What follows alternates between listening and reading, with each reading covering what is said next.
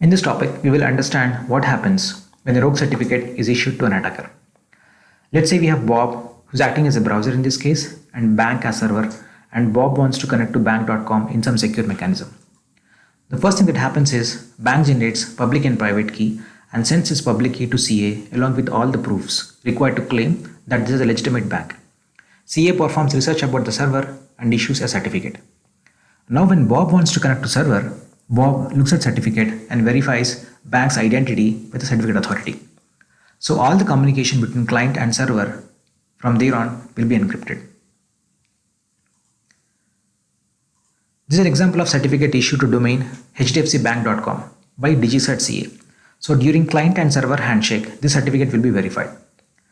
So what can go wrong? There are lots of CA out there that issue certificate to websites. So most of the CA have done mistakes in the past by issuing certificates to many websites where they are not supposed to issue. CA like Komodo, IndiaCert have wrongly issued certificates to Gmail and Yahoo and many other sites that they are not supposed to issue.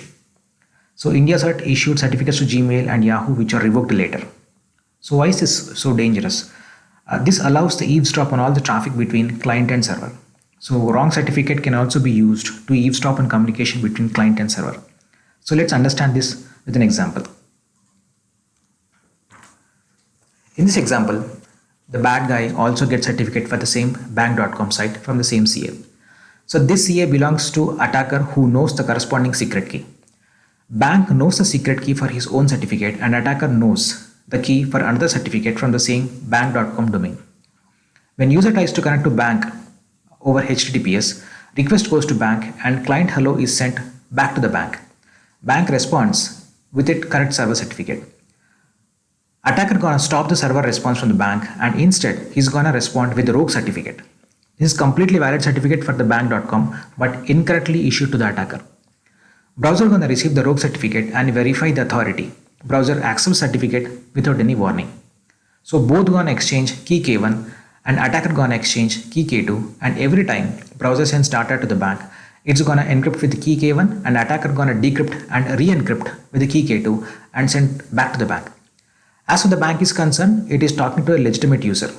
But in reality, attacker gets to see everything which client is sending. Attacker can even now modify the traffic without either side knowing what he's doing. Attacker proxies all the data and he can see everything. So this is a very serious problem. What can be done in this case?